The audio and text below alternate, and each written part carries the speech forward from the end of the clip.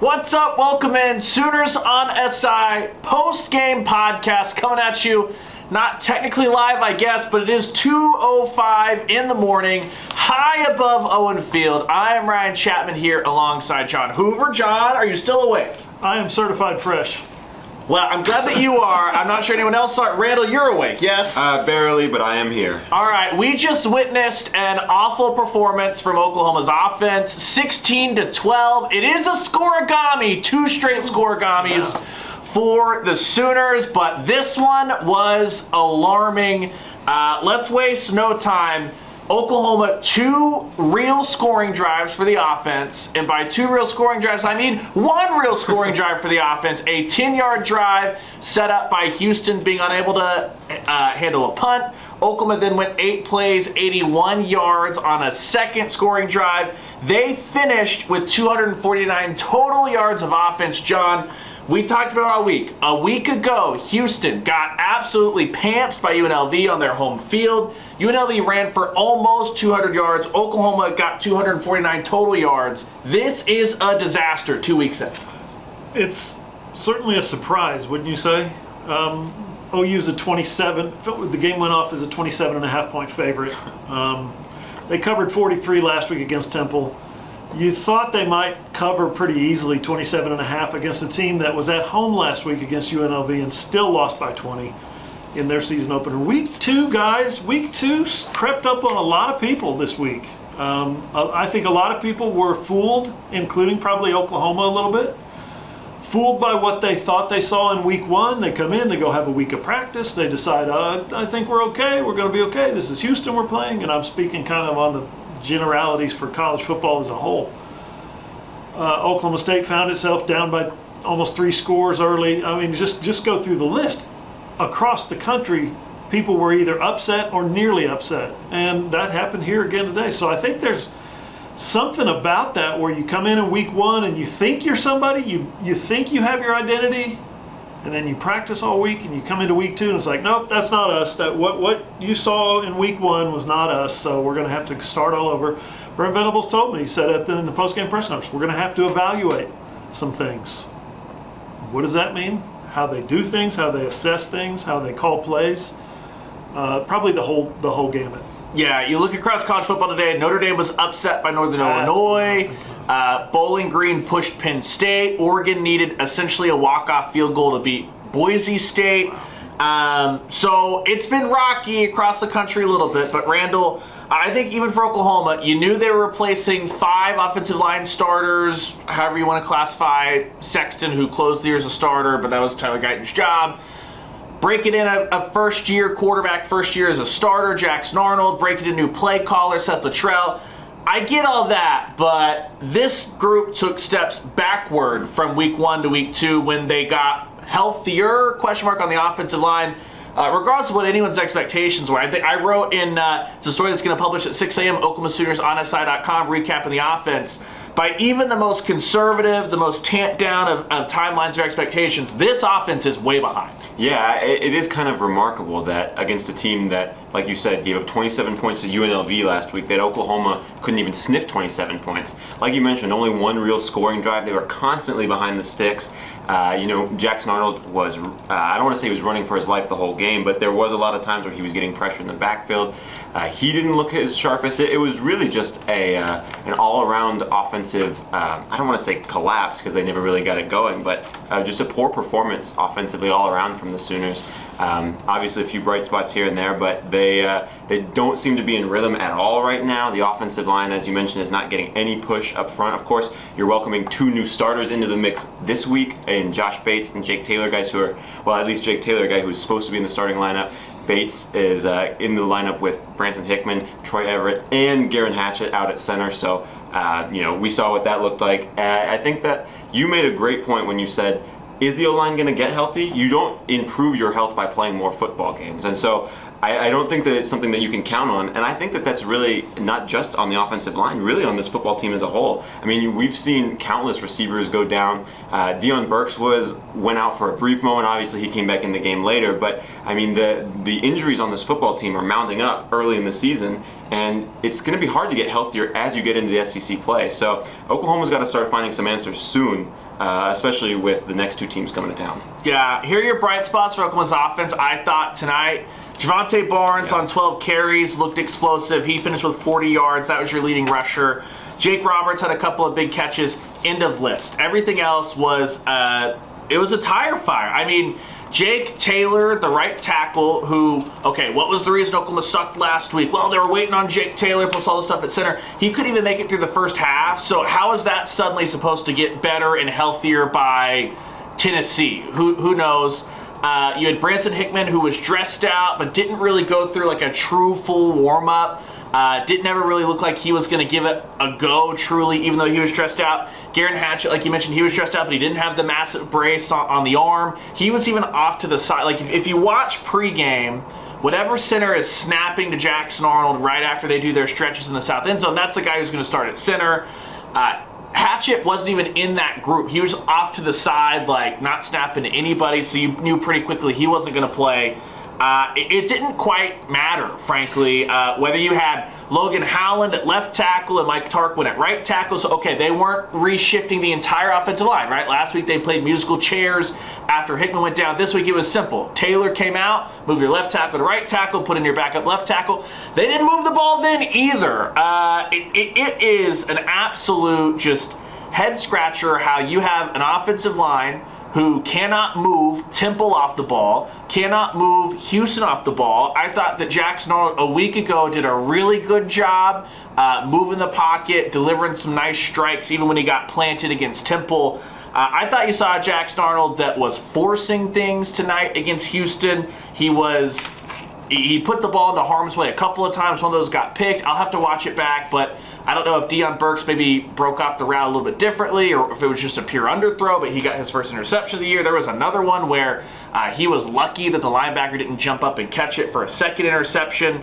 You didn't see the decisive decision-making. He was late on a couple of things tonight, and again, no part of this offense is working, Hoove, which is pretty remarkable that through 2 weeks, we talked about it all offseason. This offense had 12 quarters to figure life out before Tennessee came to town. That Tennessee team will absolutely embarrass Oklahoma if they play anything like this offensively because they figured out nothing through 8 quarters of football. They've wasted 8 quarters of football.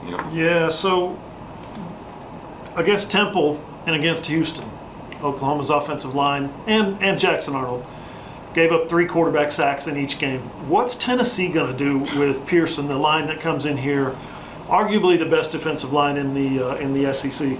That's pretty scary. What about Tulane? We can't get ahead of ourselves talking about Tennessee because Tulane's coming in here. We saw Tulane on TV today get up 10 points against Kansas State at halftime. And they were throwing into the end zone on the last play of the game to try to tie it and send it to overtime. So Tulane is ready to come in here and score the upset like they almost did 3 years ago. Don't forget that one, the Hurricane game. Man, you ask Brett Venables what's going on with the offense. Well, we got a lot to evaluate. We got to break down. It's everything. I said, is there 3 or 4 things you can boil down? No, it's everything.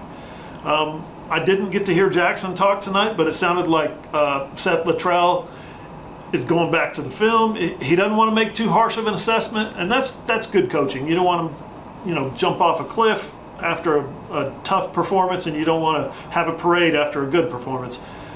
Keep things level, keep things even keel. Go back in, watch the film, see what you did right, see what you did wrong. But it sounded like tonight, talking to Sept Latrell, he understands there's a lot that went wrong, and they're going to have to go back and break it all down, and in a lot of ways start over at some spots. I mean, but isn't that the most concerning thing? That Yes. if it was just... You've had a month of practice. Yeah, if 2 months of off season and 3 months of spring, they should not be in this position. If it was just, hey, Jake Taylor's hurt at right tackle, Yep. and your backup, whether it be Spencer Brown, Logan Howland, Mike Tarquin, those guys aren't performing, then suddenly it's like, okay, you know that the right tackle is failing. How do you scheme things? We saw a lot of 13 personnel tonight as they're trying to get those tight ends on the field. Is it as simple as you always have to have a tight end off the right side? All that stuff. it feels like on any given play, Seth Luttrell has no clue who's going to screw up. The only thing they know is somebody's going to screw up. And Randall, I don't know how you build an offense around that. Yeah, I mean, it's really hard, and I think that's where you see Oklahoma getting behind the sticks in those early downs. I mean, you guys mentioned it in our post-game wrap. I mean, Oklahoma, the average distance on third down, 3rd and 9. I mean, it's going to be really hard to convert third downs at all, especially consistently when you're facing 3rd and long that many times. And that's because Oklahoma's getting behind in the, they're losing yards on a sack or an early, run that's going nowhere. Jackson Arnold doesn't have time to throw, so he's got to get rid of the ball. Now it's 2nd and 10. When you get behind the chains, it's really hard to catch up, especially like we've been talking about when Oklahoma's offensive line can't physically dominate people like they have been able to maybe not last year, but in previous years. And I think that, people, at least one of my thoughts after the first half was, it didn't feel like Oklahoma ran the ball a ton. But I sat and I thought about it, and that's because, when you're behind the sticks so much, you have to catch up. It's difficult to run the ball. It really kind of limits Oklahoma's offense and the plays that they're able to run in that situation. And I mean, that all comes back to the offensive line blocking on those first few downs. It's not easy for Jackson Arnold to sit back there, get a clean pocket, and they also can't hand the ball off with any consistency. Yeah, there was a drive late in the 3rd quarter that I think perfectly encapsulated everything that Oklahoma's offense has been through 2 weeks. Sooners are up 14-12. The defense is doing everything they can. They basically had one coverage bust tonight. It came after Woody Washington should have had an interception but was called off for a pass interference that I have no clue. For the first time in it feels like a decade, we saw an Oklahoma defensive back do a little bit of hand fighting, turn around, find the football, catch the ball, and Woody Washington got flagged for a pass interference. Feel bad for Woody. It's a beautiful pick, too. Yeah, a great play. I mean, it was a bad call. It was a terrible call. But 1st and 10, Taylor Tatum rushes for 6 yards. Holy crap. Oklahoma's in 2nd and 4. Alert the media, stop the presses. Yep, I know exactly what Then Jackson Arnold gets sacked for 5 yards. A play in which Taylor Tatum and Jaquez Petaway, who had come in motion from the right side to the left, both ended up just turned around, looking in the backfield, going, what the hell is happening? Why is our quarterback in the grass? And then Jackson Arnold tries to find Zion Reagans on 3rd down. He kind of led him a little bit to the sideline. Didn't matter. Reagans was unable to keep himself in bounds. A drop. And suddenly Oklahoma's punting. The Boo Birds are out. I mean, Again, I do not know where this offense goes. It seems like it's, oh my gosh, panic button, all that stuff. Just wait till the offensive line is healthy. When is the offensive line going to be healthy? No. We've seen 10 snaps of Branson Hickman. We saw a quarter and a half of Jake Taylor. I don't think that group's getting healthy anytime soon, and there are no answers right now for the Sooners. You mentioned the Boo Birds. I thought the low point of the game was the quarterback draw from Jackson Arnold on 3rd and 10, Yeah. and he got 4, I think, and they ended up kicking the field goal, 45-yard field goal, which missed. People were frustrated by that point of the game. Fans were frustrated at that point in the game. Frustrated enough to boo to where it sounded like, I understand they were booing the call, they were booing the coach, they were booing the decision to run a quarterback draw there, but it sounded like, if you're Jackson Arnold and you're picking yourself up after getting tackled, fans are booing and you're like, what the heck? So the players hear it. The players their reaction is, why are they booing me? Why? I just tried my best. It was not a good call. It was not a good scenario. But I'm not sure what they were going to call right there that would have worked. Right? Short pass, 6-yard pass, sure. Something over the middle, maybe. Run off tackle, I wouldn't bother. So the quarterback draw was as decent a play call right there as it was safe and conservative, and they were thinking about if they get another couple of yards, they're going to go for it on 4th down. I didn't have a big problem with the call itself, but I think this fan base is wound up after tonight. Well, that's why. It just shows you that the offense has no clue what's going to work. Let's throw a draw, see what happens, and I know that a lot of fans probably sat back and enjoyed a day of chaos in college football, but I know this fan base, they sat back and they watched Texas absolutely shove it down Michigan for 4 quarters with an elite offensive line, with Flood, a great offensive line coach. Bill Beanbo, there is no excuse for this Oklahoma offensive line to be up a creek the way it is now. Not this bad. There's no excuse. 5 newcomers from the transfer portal, good. Put them to work. Get them to block somebody. Got some freshmen coming in, got some holdovers from last year, redshirt freshmen. Teach them how to block. Why are they so bad? And why is everything disconnected? Why is the running game sucks and the protection sucks and the receivers aren't doing their job? They're supposed to be great. And the running backs don't look explosive. The quarterback is missing wide open guys. The only ones that are really kind of impressing anybody are the tight ends. Yeah, you had the Bauer Sharp game a week ago against Temple. Roberts today, he got his first touchdown pass, a really nice play call. Yep. Really great play call too on that. I think it was technically 2nd and 8, which got Oklahoma what should have been the game-ending first down, except Josh Bates pulls his helmet off as Oklahoma's trying to knee the ball out. Just unreal lunacy and idiocy. But have we not been told that's who Josh Bates is? Yeah, gets fiery, all that stuff. Wants to fight somebody in practice. I mean, his freshman year, I heard it happen at least 3 times. That's his nature, is to get scrappy. He's going to have to rein that in. See, I think that coaches can handle getting scrappy. The thing is, there's a difference between getting scrappy and being just plain stupid and taking your helmet off. Yeah. I mean, taking your helmet off, automatic 15 yards while you're on the field. You have to know better than to do that specific thing at that point. You want to get in the guy's face for hitting Jackson Arnold. You want to let him know that that's not cool. That's one thing. But the 15-yard penalty for taking your helmet off, that cannot happen. Yeah, it kind of gets back to, and this is a gripe I have with all coaches. This is just an Oklahoma coaching staff. So we knew that they wanted to try to be vanilla last week because you don't want to show anything for Tennessee. Okay, well, by the time that Tennessee and Oklahoma play, Josh Heupel, that coaching staff, are going to have had 3 weeks of film. And yeah, I'm not saying throw every wrinkle out there. Duh. But you had a first-year quarterback, a brand-new offensive line, a wide receiving core that before Jalil Farouk got hurt was already dealing with the loss of Jaden Gibson and Nick Anderson being out for a little bit. I do not understand why coaches will not just run the damn offense and let them get any kind of reps. Well, now maybe it's because they can't block anybody to run an offense. Now they opened up a little bit more some of the tight end stuff, but guys, today Oklahoma wasn't hitting deep because they were being conservative. Oklahoma wasn't hitting deep because they averaged 2.6 yards per carry, and Houston had no reason to come out of their too high safety look at any point during the night. Oklahoma tried to force feed Deion Burks 12 targets. They ended up with 9 catches. Deion did, and it's not working. That is very concerning. And again, it's a Tulane defense that played pretty well. They got worn down a little bit against Kansas State there in the second half, but that is I've been talking about it like this. In the old NFL 4 preseason game model, that 3rd preseason game, especially the first half, is what everyone called the dress rehearsal, right?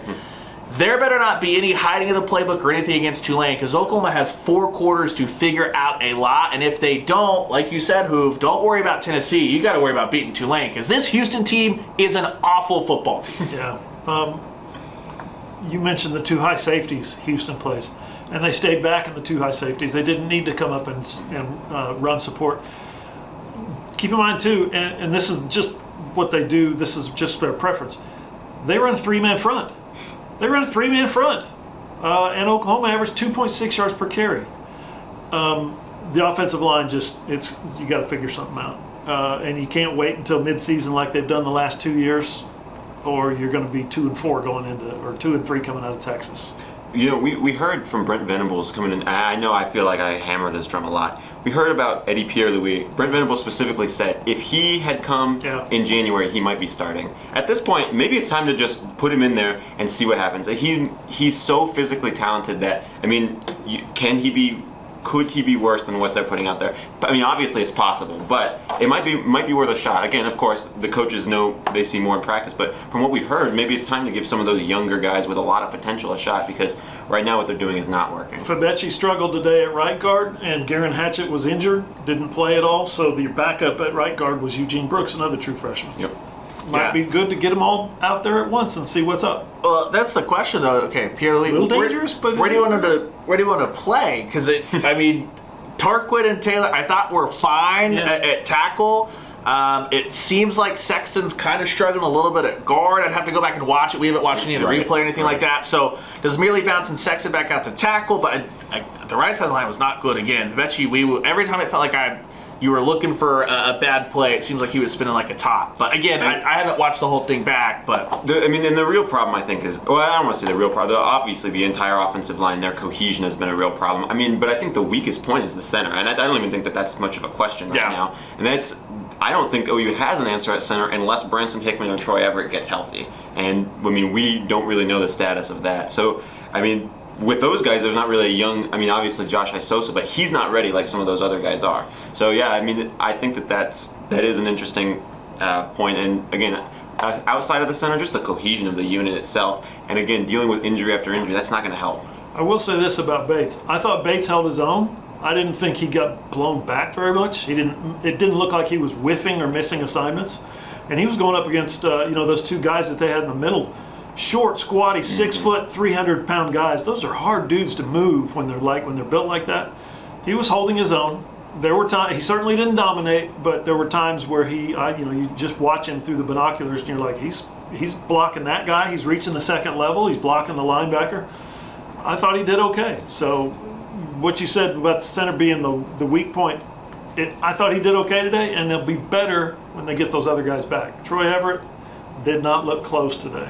Brent Venables said he looked closer. He doesn't look close. No, Troy Everett, you could tell that he was not even considering suiting up today. No. And I see what you're saying. I definitely noticed a few nice Bates plays. The one that stands out to me, Jackson Arnold, the first QB draw they called when he picked up the 3rd and 11, Josh Bates completely sealed his guy off, had his guy turn the opposite direction. That was a great play. But outside of that, there was a lot of times where it felt like he maybe not getting blown back, but he wasn't reaching in the run game or things like that. Injuries happen. Random transfers happen. Yep. Fact of the matter is, what we've seen through 8 quarters, it doesn't look like OU's even close to having one elite guy, SEC-wise, on the offensive line. That can't happen, and that, I get it. Bill Beanbo is a fantastic offensive line coach. The numbers, the NFL, all that speaks for themselves. At the same time, the current state this offensive line is in, I don't care how many people are hurt, this is unacceptable. Bill Beanbo gets raise after raise, gets paid all this money, whiffs on elite guys. I know he's got Fasusi and Foje committed. Yeah, he had Caden Green committed. And oh my God, look at what happened when you actually recruit 5-star and land 5-star caliber offensive linemen. They come through and hold their own against Texas, and then they're in Missouri right now, which that offensive line is rocking and rolling.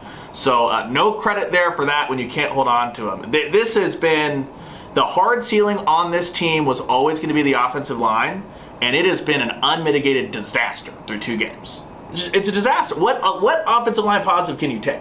None. There's none. Yeah. Shocking. That is shocking. Yeah. Which I don't care what you feel about Seth Luttrell. Either way, he's had success basically calling every offense he's ever been a part of. Nobody's having success when the offensive line looks like that. And I think that there should be a lot of eyes on Bill Beanbo. And certainly, it's tough to break in a first-year starting quarterback when he's got, again, no clue where the breakdowns are going to come in front of him, which is why I think it leads to him pressing and things like that. So, and you toss in the injuries at receiver. Your quarterback doesn't know what's going to happen up front. Your quarterback's still very green, obviously. Gavin Sawchuk today, guys, 4 carries, 4 yards. That's a dude who ran for 100 yards in 5 straight games in the Big 12 last year. So, here's the deal. We knew this was going to be the problem. We knew the offensive line was going to be the hang-up on this offense. If this is last year's offensive line, say the second half of last year, I think most of these problems have already gone away. And they dominated both of these teams, and they're averaging 6.5 yards a carry. But this is not last year. This offensive line is, it's like Ryan said, there's nothing good to report about it. That group, the second half of last year, you had Walter Rouse, who, yes, he was a 7th-round pick, but PFF or no, very highly graded through preseason, made that Vikings roster. Yep. Tyler Guyton, a first-round guy. Starting for the Cowboys. Yeah, Caden Green will be a day 1 or day 2 guy as long as he's healthy, depending on if he ends up at guard, tackle, all that stuff. Hell, Andrew Rain even made the I was as critical as anyone of Andrew Rain. 4th-round pick, made the Carolina roster. Like, I was never worried about him actually not having an NFL career. No return on investment through any of these offensive linemen so far through 8 quarters, which, like we said, typically you have time to build in. Oklahoma does not. The best thing that actually happened today for Oklahoma's offense is that Auburn's defense looked like it could get taken a little bit of money by the hippies from Cal. So that was good. Let's flip over to the good thing that did happen today. Oklahoma only allowed 12 points. That Sooners defense, who is going to have to be relied upon to win a bunch of games this year, came up good for Oklahoma today. You look at it, whether it be the Robert Spears Jennings pick that should have set Oklahoma up in great field position. It did set Oklahoma up in great field position. Offense did nothing with it. We'll get to the kicking situation here in a second. You look at the fact we talked about Woody should have had one but didn't. Here was the biggest thing for me today. Oklahoma's defense got handed the ball multiple times in the fourth quarter, only up 2, and said, figure it out. 2 years ago, that's a group that wears down and lets teams drive down the field. Today, the weirdest thing that happened is Houston had a 12-play, 20-yard drive that wound 7:25 off the clock, and it started at their own 7-yard line, ended at their own 27-yard line, punted. It's a really weird situation. Of course, you'd like a 3-and-out. There's a penalty in there. But that, I think, is all the growth, because even last year at times, that's Oklahoma having the mental miscues, giving up 30 yards of penalties on one play in either Kansas or Bedlam, lose the game. Today, Houston's offense went nowhere, and it never really felt like that group was going to threaten the lead, despite the fact that it was a 2-point lead for most of the second half. Yeah, they overcame some adversity. Some of it was self-inflicted, like the Woody Washington interception. Turned into a pass interference. The very next play is a touchdown down the sideline. Coverage bust. They were, the safety was supposed to roll over. It looked like the corner turned the receiver over to the safety. No safety there. He thought they were in cover 3, I guess. They were supposed to be in cover 2. I can't remember. Yeah, Brent said they're supposed to be in cover 2. They played quarters, and the result of that is almost always going to be someone running right by you into the end zone. Yep, and it happened, and they're looking at each other like this, and that's the moment where I thought, I've seen this before. I've seen Oklahoma's defense do this before, but they stopped doing it. They did it one time. It happened. They were a little shell-shocked by the interception that got overturned into a pass interference. And I thought from that point on, the defense played some of its best football. They got aggressive. Their tackling improved down the stretch. That was important. They didn't tire out like they have been in the past years. You started to see guys, instead of going backwards, you started to see guys take the fight to the ball carrier and the blockers up front. So there's a little bit Brent Venables was happy about that, the fact that they were able to finish the game correctly, with the highlight of the game being a safety by your defensive tackle, who is starting to play at an all SEC type level. Watch out for Grayson Halton, you guys. I think that a lot of, you mentioned the defense is not getting as tired, they're not wearing down as much. I think that a lot of that now is because Oklahoma, Brent Venables, they have the depth that they can rotate those guys in and out. They're not having to play as much. And when you put some of those depth pieces in, they're performing really well. It's not that you have to put those guys in, it's that you want to get all those guys in the game. I mean, Sammy Omosigo, second, third string linebacker, comes in today, has 2 tackles for loss. He looked really good. I mean, obviously, you've got Kip Lewis, Kobe McKenzie, Jaron Kanik even got some snaps in there at linebacker today. Obviously, that defensive front, specifically on the interior, I mean, with Jaden Jackson, Grayson Halton, David Stone, Dominic Williams, I mean, DeJoun Terry as well. Those guys, there's a lot of depth there. You can rotate those guys in and out. And even in the defensive backfield, that safety room, Peyton Bowen, he looked like he maybe got a little dinged up and missed the second half. But I mean, even then, Robert Spears-Jennings and Billy Bowman. The cornerbacks, Gentry Williams barely played tonight. It looked like he got hurt again, but still you barely noticed that because Woody Washington had a solid game and Kenai Walker had a solid game again. I don't even know that they targeted Kenai Walker once. If they did, I don't remember it. And so you see the depth, and that's what I think that's a big difference, I think. That's what Brent Venables talked about last offseason. I think now this year is when we're really seeing Oklahoma reaping the benefits of that. That was Kenai on the touchdown. Oh, he is the coverage bust? Yeah. Okay. Yeah, well, he was in the quarters, and the safety didn't come over and help him. Okay. So he was the corner of record, but it sounds like it was the safety who had the deep ball. Outside of that play, I don't remember them really throwing much at him at all. Kenai Walker has been playing really well these first 2 weeks. Yeah, absolutely. And you're right. Brent Venables, I think it was the first time we talked to him during fall camp where he said, paraphrasing, last year the depth took a step forward, but the drop off from the 1s to the 2s was still too much. You saw it tonight. There was no real major drop off. There were just 2 or 3 drives really where Houston moved the ball, and you saw the qualities of last year where teams made a lot of money between the 20s. Now you bowed up and forced field goals. Oklahoma forced a couple of field goals tonight. So that was the good news. And 2, even when you look at it, Donovan Smith, he finished 24 for 28. We said that it might be a better test of the coverage tonight, even though this is not a great Houston offense. And while you might think, yeah, guys, 24-28, that's not good sign for Oklahoma. Houston threw 9 of those passes behind the line of scrimmage. He went 9 for 9 behind the line of scrimmage. Only 6 passes went more than 10 yards down the field. So Oklahoma's coverage wasn't actually really tested. It was more the tackling that was tested for Oklahoma because everything basically happened behind the line of scrimmage. And I thought they did a really good job. And I think, too, one of the things that did not anticipate through the first couple of games here, we've been told Grayson Halton, this is going back 2 years now, really, really gifted when it comes to pass rushing from the interior. There were a couple of times, though, Hoover knows this, so I was sitting beside him. It was early, pretty much situations where you thought that Houston was going to be running the ball, and I kept turning to him and saying, man, I expected this to be a Dominic Williams, John Terry, Jaden Jackson, pick 2 of those 3. Grayson Halton kept being in there in the running situations. I kept turning to Hoover going, I don't know about this, Chief. And then obviously he comes up huge on that safety, 2 tackles for loss. Another really good showing for Grayson Halton Randall, who had a fantastic opener and now has spilled that over. Yeah, I mean, I think, 3 sacks already in the first 2 games. I mean, it feels like he's in the backfield constantly, multiple plays. It's just, he's got such a quick first step. And Hoover mentioned, he uses his hands really well, too. The combination of those 2 things, that quick first step and the way he uses his hands, that's what's really, in my opinion, propelled him into taking a huge leap from where he was last year. I think last year he showed flashes, but he only played, 90 snaps? And now this year, it's obviously going to be a lot more than that. He's developed into one of their more productive defensive linemen up front. And you mentioned Oklahoma was really good tackling tonight. They were kind of tested there. I think that part of that is they were rallying to the ball. When there's a guy with the ball, even if it's a running back or he's catching a pass, there's 4 or 5 guys there rallying to make that tackle. It's not just one guy.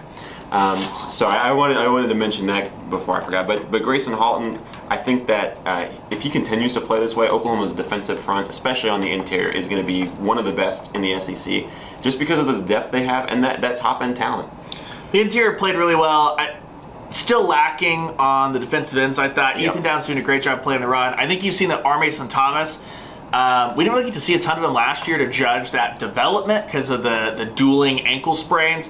It seems like he's kind of taken a nice step forward from what we saw 2 years ago in playing the run.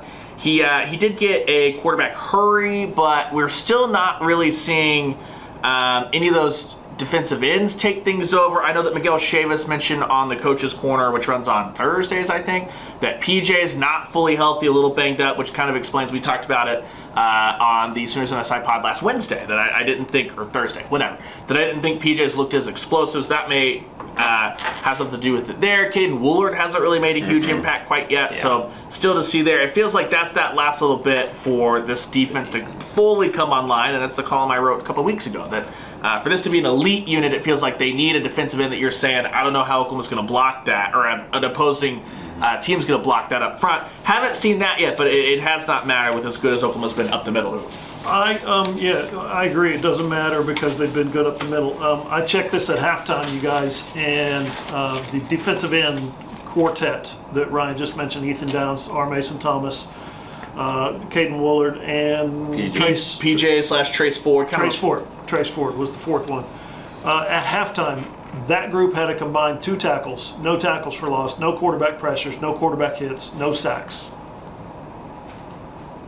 Not what you want. All the pressure. Gotta be better. All the pressure on the quarterback is coming from the interior. Yes. It's coming from Grayson Halton getting back there. It's coming from Dominic Williams getting back there. That's where the quarterback pressures are coming from. In the sacks too. To be fair to the defensive ends, though, Donovan Smith is a quarterback that you actually have to kind of stay in your rush lane and contain. Yep. It was a hyper-aggressive game plan a week ago because Forrest Brock, that poor typical quarterback, couldn't really do much of anything as far as extending play. So I will say this, the defensive ends, and this is something that maybe when we go back watch the TV copy Sunday, might come back and say, hey, maybe they weren't getting there because they were keeping Donovan Smith in the pocket. This is all kind of just off the rip, obviously certified fresh here on the Oklahoma Sooners on the Sooners on SI podcast, the postgame show. They did finish with 4 combined tackles, those 4 guys. Yeah, so big shout out. Too, no pass rush. We get that, no pass rush, but they also ran the football, Houston did, 35 times.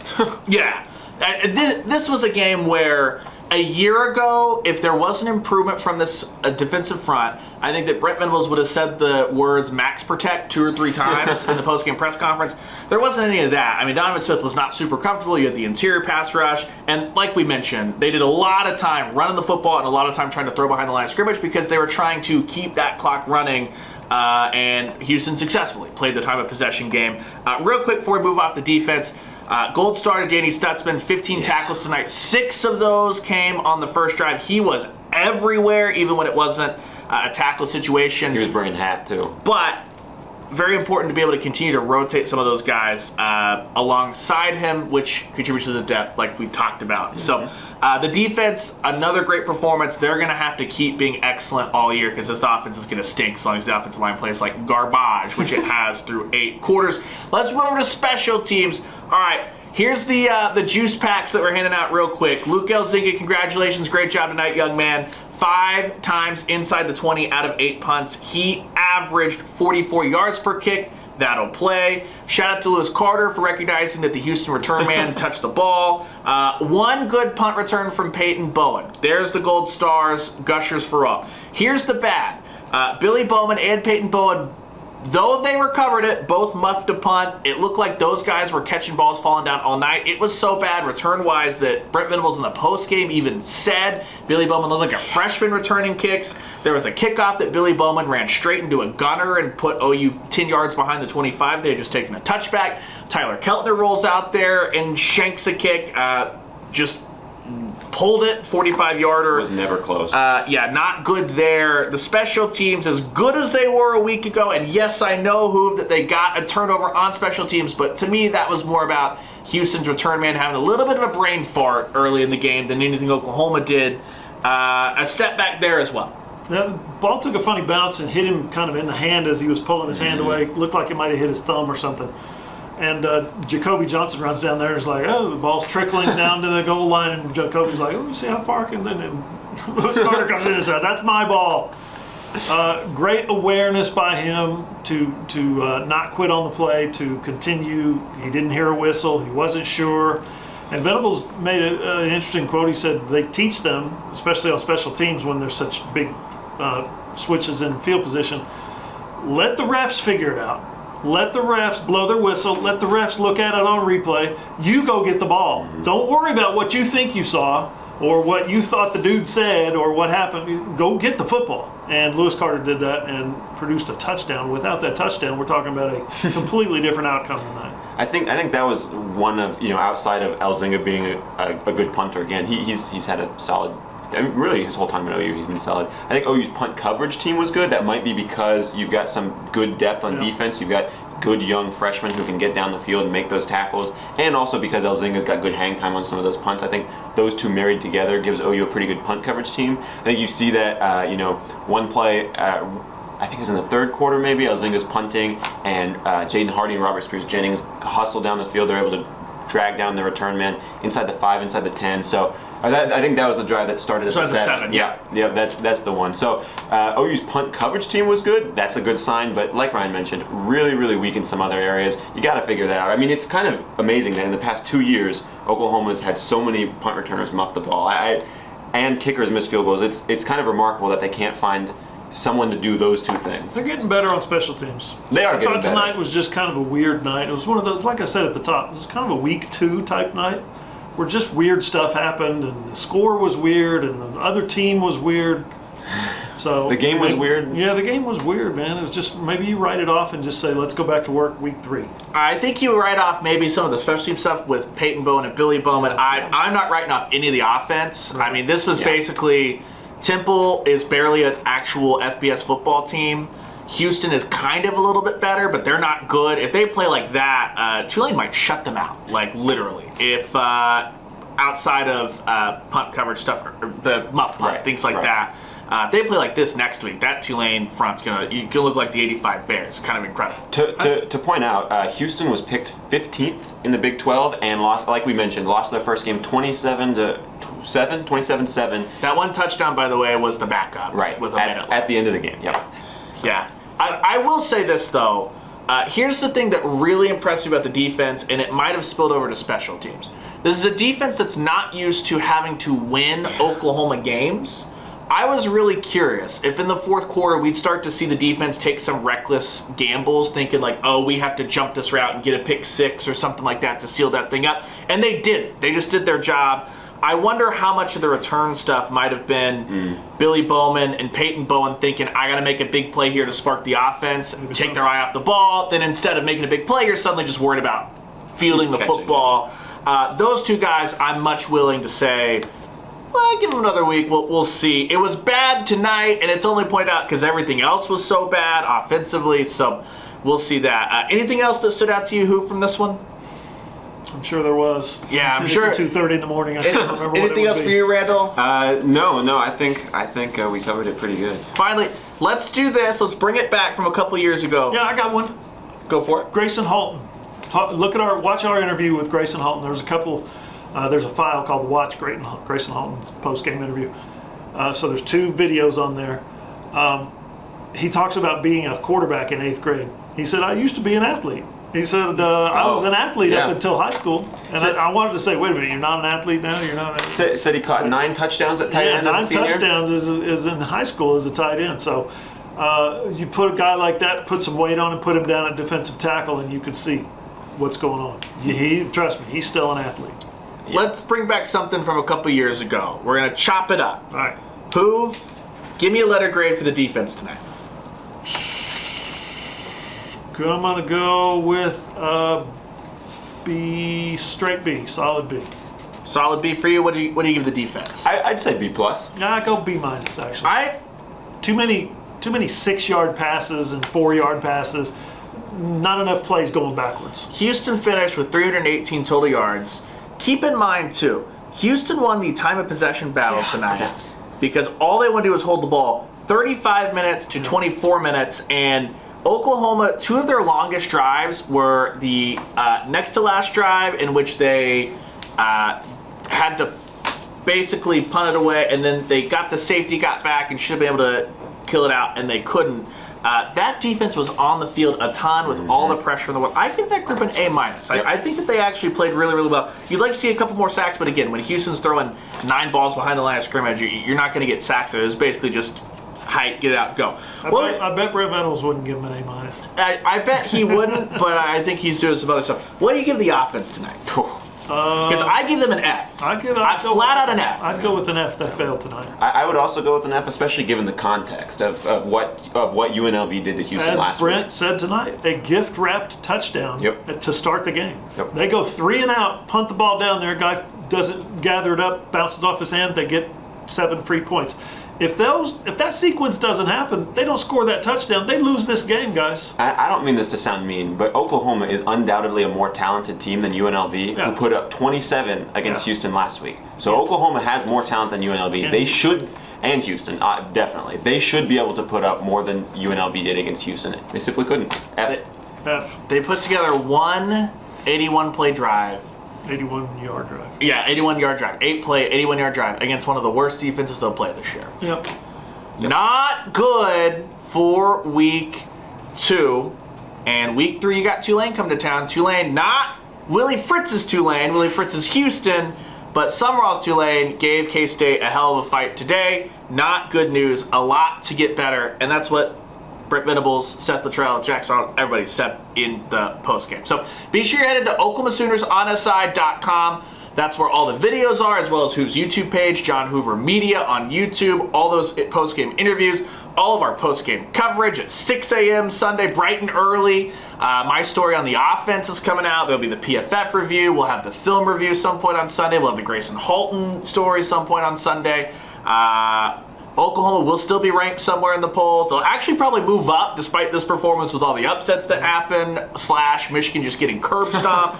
So all that stuff, OklahomaSoonersOnSI.com. Our postgame content is probably going to spill over into Monday as well. So be sure you visit the site, visit Hoover's YouTube page, John Hoover Media. For the Sooners on SI podcast, we'll be back on Thursday. We'll probably be diving a little bit back into this as well, trying to see, watching this game back a couple of times, what all went wrong. So a little bit different format for the pod this week because this performance was so bad from the offense. And then 2:30 Saturday, OU Tulane.